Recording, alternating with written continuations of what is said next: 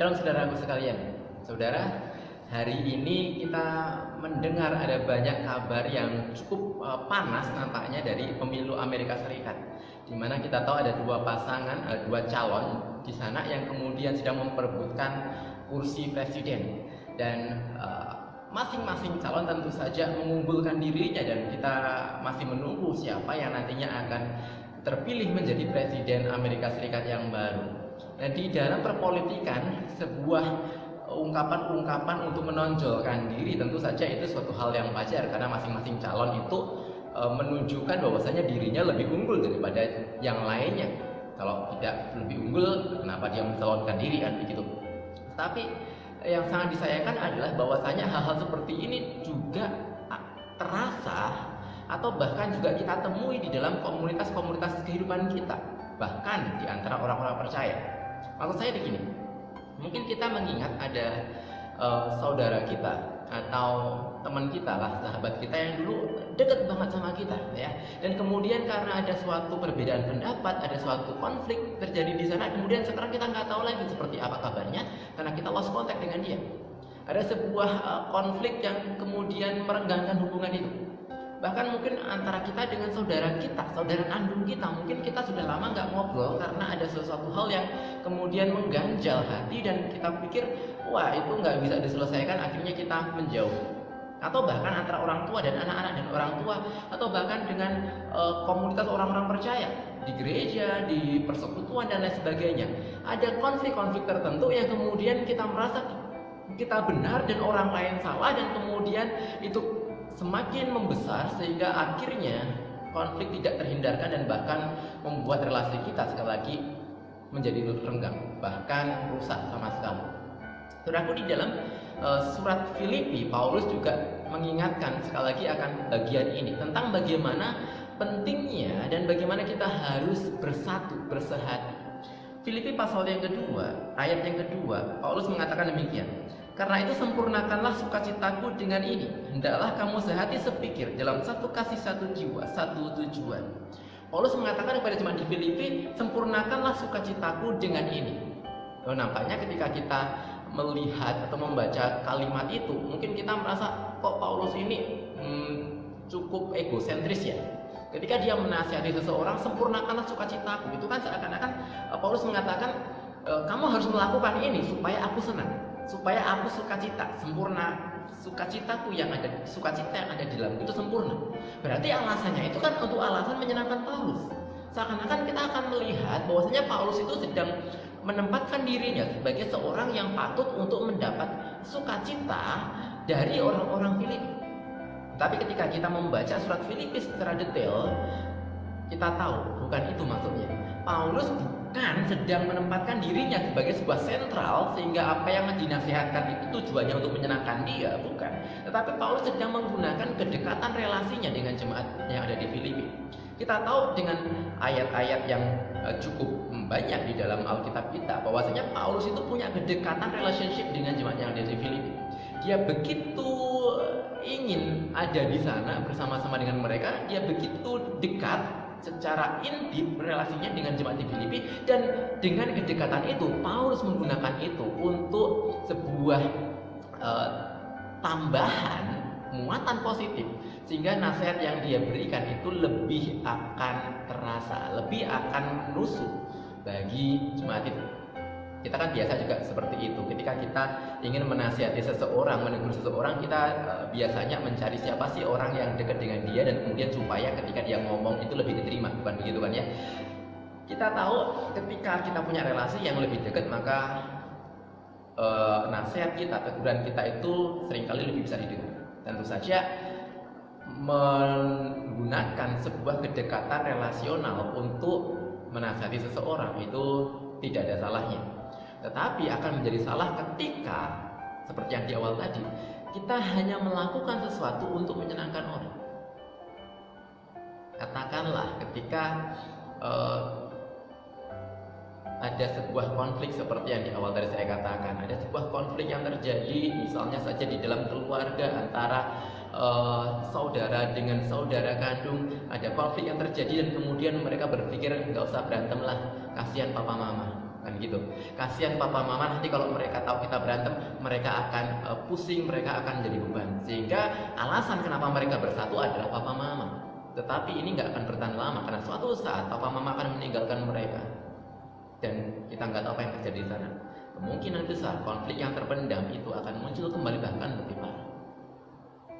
Sebaliknya, seringkali ada juga orang tua, pasangan suami istri yang kemudian cekcok berkelanjutan, mereka pengen cerai tetapi kemudian menangguhkan hal itu karena alasan anak.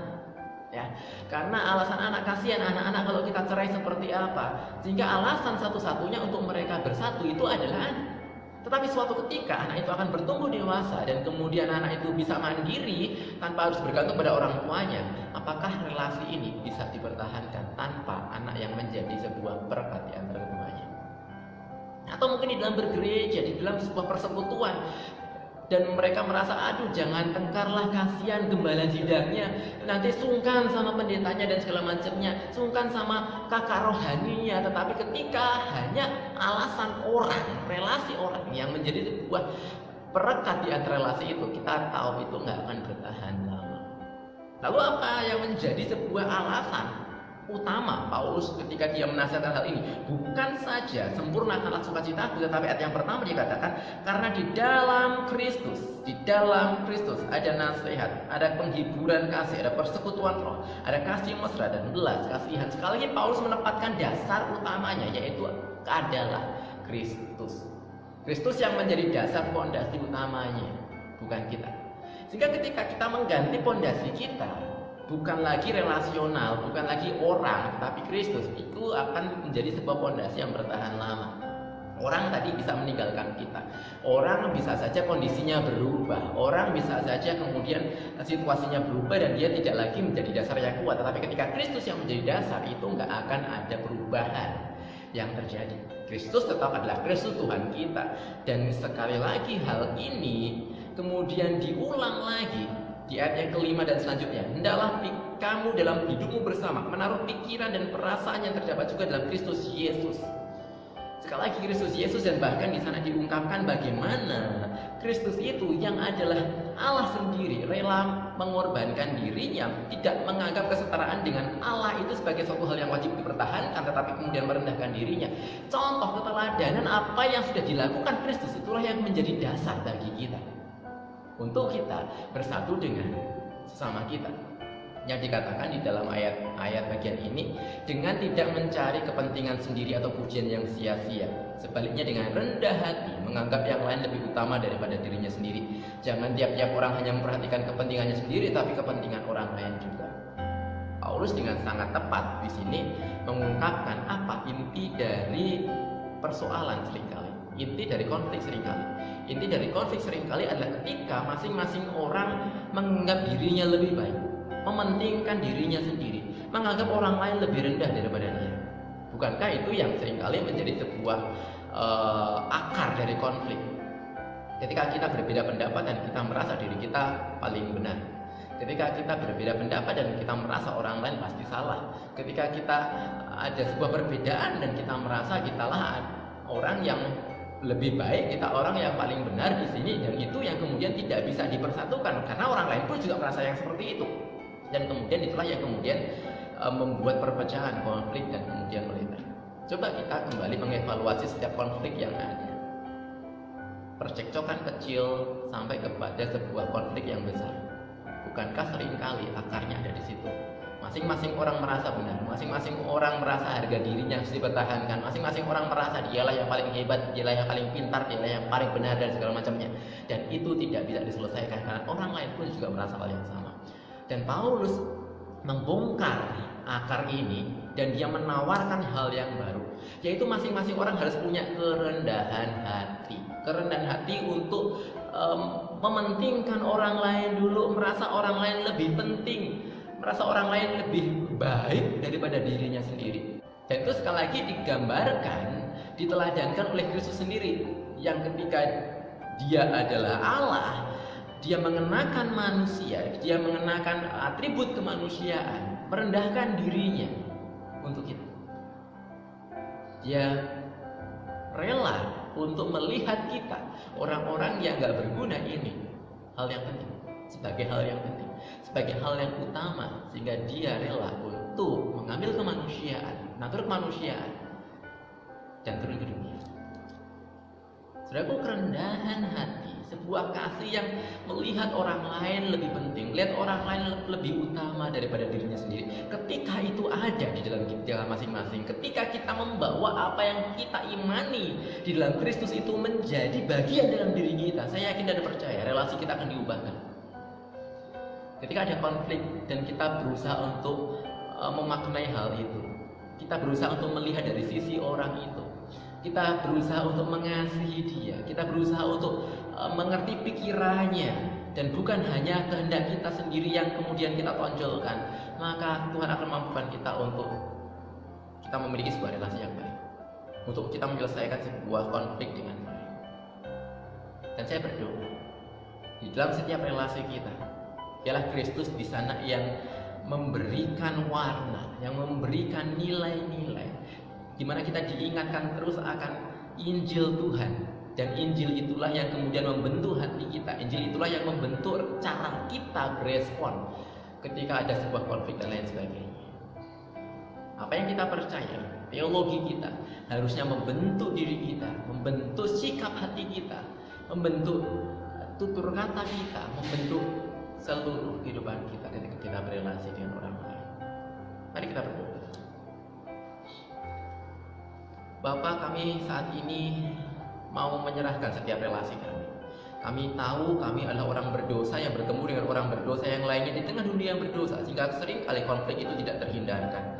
Tapi biarlah ketika kami berelasi dengan orang lain, sesama kami senantiasa membawa salib Kristus, kami senantiasa membawa Injil itu di dalam kehidupan kami, sehingga Injil itu pun membentuk hati kami, membentuk pribadi kami, membentuk cara kami berespon. Ketika kami mengingat kembali akan Kristus yang merendahkan diri dengan mengambil natur kemanusiaan untuk melihat kami sebagai orang-orang yang berharga, maka biarlah kami juga melakukan hal itu. Kami yang telah menerima anugerah, kami juga mau memberikan kasih yang sama kepada orang-orang lain. Kami melihat orang lain sebagai orang yang berharga, kami melihat orang lain sebagai orang yang utama, dan kami berusaha untuk mengenal mereka, berusaha untuk memahami mereka, berusaha untuk melihat dari sisi sudut pandang mereka, sehingga kami percaya melalui itu Tuhan akan mampukan kami untuk menyelesaikan setiap konflik yang ada, dan Engkau membentuk setiap relasi kami menjadi sebuah relasi yang indah, sebuah relasi yang bertumbuh.